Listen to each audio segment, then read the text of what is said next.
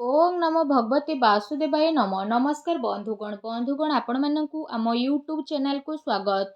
बंधुगण आज आम जानिबा 27 तारीख आपणक पई किपरि रहिबो, केउ प्रकार आजिर दिन को आपण प्लानिंग करिवे, ता सहित जदि आम विस्तार पूर्वक भाबे कहिबा कि आजिर दिन आपणक पई किपरि साब्यस्त हेबो, ता सहित जदि कहिबा केउ केउ क्षेत्र रे आपणकु फायदा हेबो, केउ सबु जिनिस रे आपणकु सावधानता अवलंबन करबाकू पड़िबो, आपणकर लव लाइफ किपरि रहिबो, क्यारियर किपरि रहिबो, बिजनेस आउ व्यापार किपरि रहिबो, ता सहित स्वास्थ्यर महत्वपूर्ण इनफॉरमेशन मध्ये आमे आपण मानकु भिडियो रे कहिबु। आउ भिडियो शेष रे आमे आपण मानकु गोटे उपाय विषय रे कहिबु, जहा द्वारा आपण आजिर दिन को आहुरी अधिक शुभ और मंगलदायक साब्यस्त करि परिबे। आगो को भिडियो आरंभ करिबा पूर्वरु आमर आपण मानकु रिक्वेस्ट कि जदि आपण आम चैनल रे नुआ करि आछंती तो चैनल को सब्सक्राइब करंतु, सांगरे नोटिफिकेशन बेल को मध्य ऑन करंतु, जहाद्वारा समय समय रे आपणक पाखरे नुआ नुआ भिडियो रो नोटिफिकेशन पहुँची जिवो। तो आसंतु जानिबा किपरि रहिबो आपणक पई 27 तारिखर दिन।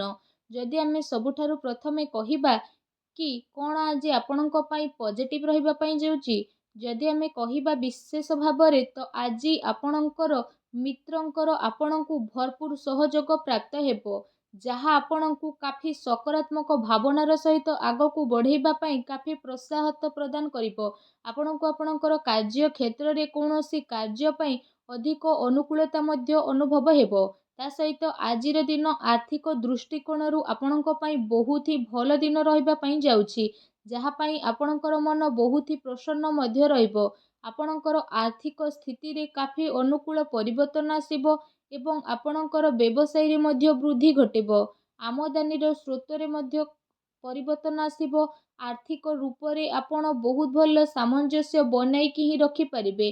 ता सहित आपणकर साक्षात आपणकर मामा आ माउसी घर पक्षक ठारू होई मध्य पारे, जहांक सह मिसिकी आपणकु काफी खुशी अनुभव हेबो एवं तांकु आपण आपणकर कोनोसी कार्य रे सहाय्य मध्य प्रदान करिवे। ता सहित धार्मिक कार्यकलाप रे बुद्धि हेबो एवं आपण से सब उपरे खर्च करि पारंती। संघर्ष करिबा परे कार्य रे आपणकु सफलता अवश्य ही प्राप्त हेबो। जदि आपण कोनोसी यात्रा पई जिबार इच्छा रखिछंती तो भी प्रयास करिबारे आपणकु सफलता मिलिबो। जदि आपण कार्य क्षेत्र रे निजर परिश्रम जारी रखुछंती तो तार शुभ फल मध्य आपणकु अवश्य ही प्राप्त हेबो। एहा सहित जदि कहिबा एहा आपण मानिकी ही चलंतु कि ए दिन आपणक पई पूर्ण रूप रे आपणक पई ही रहिछि, बास आपणकु आपणकर भल प्रदर्शन प्रत्येक क्षेत्र रे देबा पई पड़िबो। तेबे आपण तार परिणाम स्वरूप जदि कहिबा प्राप्त हेउथबा सब सुख को बहुत भल भाबरे भोग करि परिबे। आउ एहा द्वारा आपणकर मनोबल मध्य बनि जिवो, जो कारण पई आपण काफी उत्साह रे रहिबे एवं आपण आपणक ऊर्जा बल रे सबु प्रॉब्लम को फेस मध्य करि नेबे।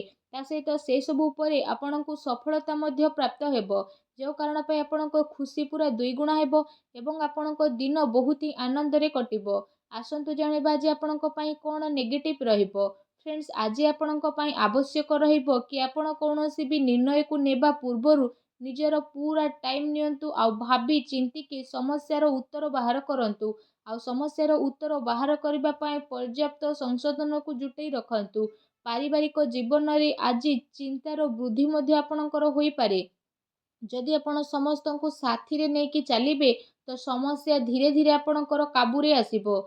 एहा सहित जदि कहिबा पैसा लेन देन रे आपणको सावधान रखिबार अति आवश्यकता रहिछि, तथा कौनसी अन्य व्यक्ति को धन देबा आपणको पई नुकसानदायक मध्य होई पारे। कौनसी मानसिक अशांति तथा चिंतापूर्ण स्थिति मध्य आपणकर आसी पारे। सेथिपई कौनसी भी प्रकारर ठोस निर्णय नेबा पूर्वरु आपणको केते थर भाबी चिंती कार्य करिबार अति आवश्यकता रहिछि। एहा आपणको पई काफी फायदामान भरा साब्यस्त हेबो।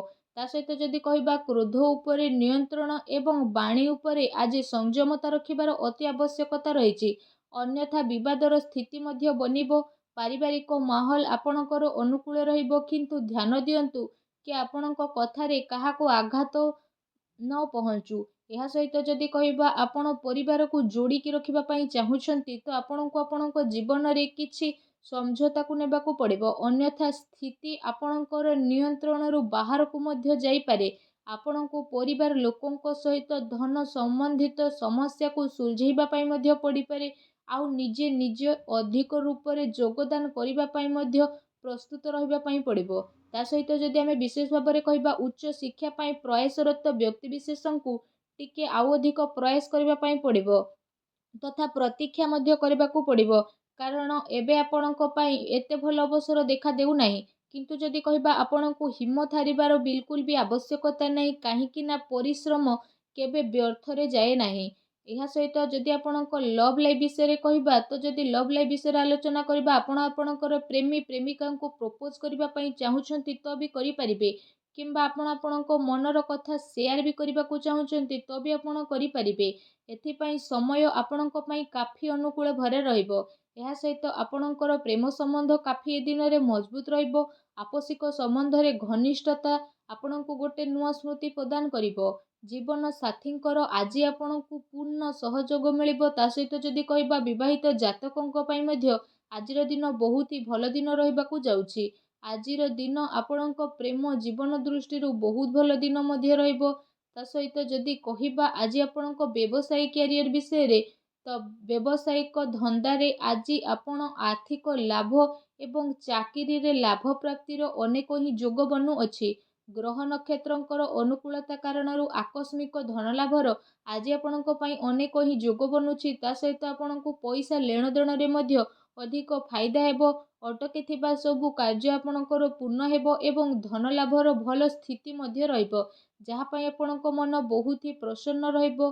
ଏହା ସହିତ ବ୍ୟାପାର ବିସ୍ତାରର ଆପଣ ନୂଆ ଯୋଜନା ବନେଇବେ। ବ୍ୟାପାରକୁ ନେଇକି ଆଜି ଆପଣ କୌଣସି ଯାତ୍ରା ଉପରେ ମଧ୍ୟ ଯାଇପାରନ୍ତି, ଯାହା ଆପଣଙ୍କ ପାଇଁ କାଫି ଲାଭଦାୟକ ଭରା ସିଦ୍ଧ ହେବ। ଏହା ସହିତ ଆଜି ଆପଣ ପ୍ରପର୍ଟିରେ ନିବେଶ ମଧ୍ୟ କରିବେ, ଯାହା ଭବିଷ୍ୟତରେ ଯାଇକି ଆପଣଙ୍କ ପାଇଁ କି କାଫି ଲାଭଦାୟକ ଭରା ସିଦ୍ଧ ହେବ। ଚାକିରି ପେଶା ବ୍ୟକ୍ତିବିଶେଷଙ୍କୁ ମଧ୍ୟ ଆଜିର ଦିନ ବହୁତ ହି ଭଲ ଦିନ ରହିବାକୁ ଯାଉଛି। ଫ୍ରେଣ୍ଡସ୍, ଆସନ୍ତୁ ଜାଣିବା ଆଜି ଆପଣଙ୍କର ସ୍ୱାସ୍ଥ୍ୟ କିପରି ରହିବ। ବୁଦ୍ଧିମାନିର ସହ ଆପଣ ଊର୍ଜା ଶକ୍ତିର ପ୍ରୟୋଗ କରିବେ, ତେବେ ଆପଣଙ୍କୁ ଶାରୀରିକ ରୂପରେ କେହି ଯେମିତି ପ୍ରୋବ୍ଲେମରେ ନ କରିବେ। ତା ସହିତ ଆପଣଙ୍କ ଜୀବନ କାଫି ଖୁସି ଭରା ମଧ୍ୟ ରହିବ। ଏହା ସହିତ ଯଦି ଆପଣଙ୍କର ବୟସ ଅଧିକ, ତ ସମ୍ଭବ ଏହା କି ଆପଣଙ୍କୁ କୌଣସି ଶାରୀରିକ ମାମଲାରେ ଅଧିକ ନିୟମିତ ରଖିବାର ବିଶେଷ ଭାବରେ ଆବଶ୍ୟକତା ରହିଛି, ଯାହା ପାଇଁ ଯଦି କହିବା ଆପଣଙ୍କୁ କିଛି ଯୋଗର ସାହାଯ୍ୟ ନେବାକୁ ପଡ଼ିପାରେ। ତା ସହିତ ଯଦି କହିବା ଆପଣଙ୍କୁ ଆପଣଙ୍କର ଖାଦ୍ୟ ପାନ ଉପରେ ବିଶେଷ ରୂପରେ ଧ୍ୟାନ ଦେବାର ଅତି ଆବଶ୍ୟକତା ରହିଛି। ଏହା ସହିତ ଯଦି କହିବା ନିଜର ସ୍ୱାସ୍ଥ୍ୟକୁ ଆହୁରି ଅଧିକ ଭଲ ରଖିବା ପାଇଁ ଆପଣ ପ୍ରତ୍ୟେକ ଦିନ ଯୋଗ କରନ୍ତୁ, ବ୍ୟାୟାମ କରନ୍ତୁ ଏବଂ ସୁସ୍ଥ ରୁହନ୍ତୁ। ଆସନ୍ତୁ ଜାଣିବା ଆଜି ଆପଣଙ୍କ ପାଇଁ କ'ଣ ବିଶେଷ ଉପାୟ ରହିଛି। ଆଜି ଆପଣ ସ୍ନାନ ଆଦି କରିସାରିବା ପରେ ନିଜର ଶ୍ରଦ୍ଧା ଅନୁସାରେ, ନିଜର ସାମର୍ଥ୍ୟ ଅନୁସାରେ ଆପଣ ଯଦି କହିବା ଛୋଟ ପିଲାଙ୍କୁ ଚକୋଲେଟ୍ ଦିଅନ୍ତୁ, ତା ସହିତ ପାରାଙ୍କୁ ଦାନ ଖାଇବାକୁ ଦିଅନ୍ତୁ। ଏହା ଦ୍ୱାରା ସବୁ ନକାରାତ୍ମକ ଶକ୍ତିର ବିନାଶ ହେବ, ଶୁଭ ଫଳ ଆପଣଙ୍କୁ ପ୍ରାପ୍ତ ହେବ। ଭିଡ଼ିଓ କେମିତି ଲାଗିଲା କମେଣ୍ଟ କରିକି ଜଣାନ୍ତୁ। ଚ୍ୟାନେଲରେ ନୂଆ ଆସିଥିଲେ ଚ୍ୟାନେଲକୁ ସବସ୍କ୍ରାଇବ୍ କରନ୍ତୁ। ଧନ୍ୟବାଦ।